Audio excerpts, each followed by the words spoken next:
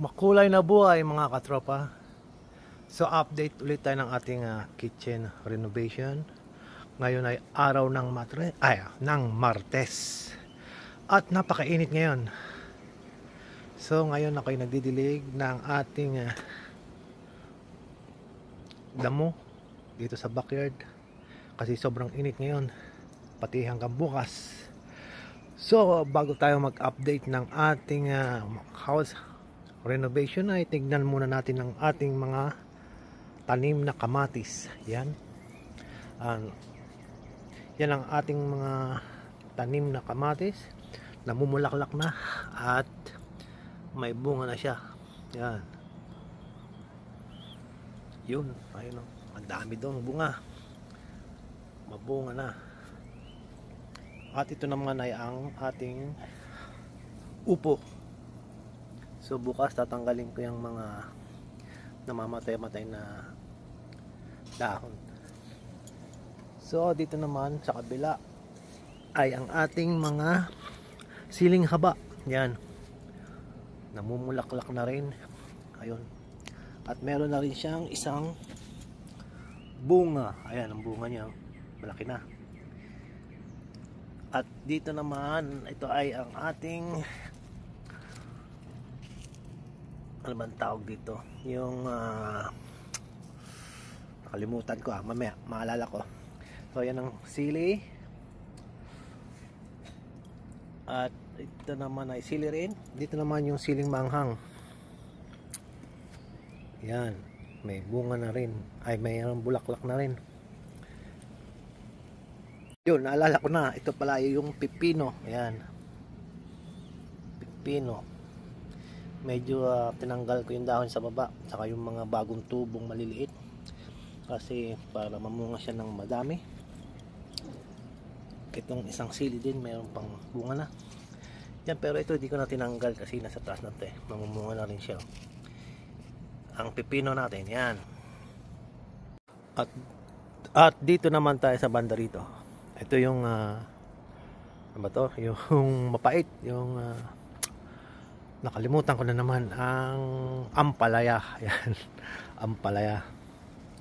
Ang ating ampalaya. At dito ay ang bawang. Yan, bawang, dahon ng bawang. Pero ito aanihin ko na dahil gagawin kong buro. Dito rin may bawang din ako dito. Yan. So dito naman tayo sa kabila.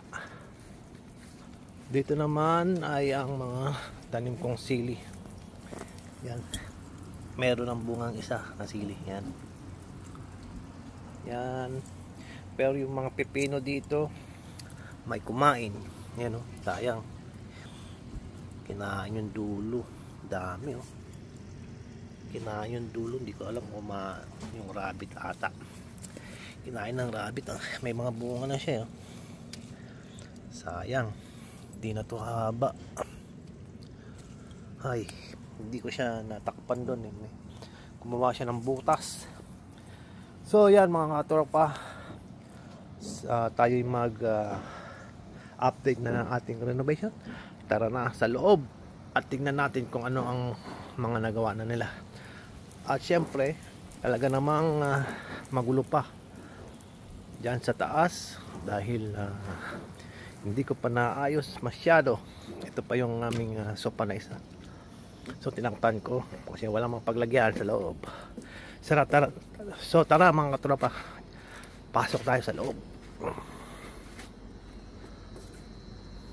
Ayan mga katropa, buksan natin ang ilaw dito. Yun, yan, tignan natin. So ito na nga ito na nga, at may mga nalagyan na ng cabinet ang ating kitchen cabinet. At ito naman yung mga ilalagay na mga ilaw. Yan, ito yung exhaust. Ito yung sa toilet, yung salamin. Ito yung sliding door. At ito yung lababo. So ito nga pala yung ano ito, ito yung tuyuan ng dryer ng tuwalya. Yan, ikakabit din yan. Ako'y nabubulol, pasensya na kayo. Yan. At syempre, ito ang ating toilet water ridge from Costco. Yan. Syempre, ang ating bidet dito, ikakabit natin dyan. Abangan nyo ang aking vlog dito. Kung ano ang kanyang function at features niya. Abangan natin. So mga katropa, yan, dito naman tayo sa mga kitchen cabinet. Yung lababo hindi pa nakakabit kasi wala pa yung countertop.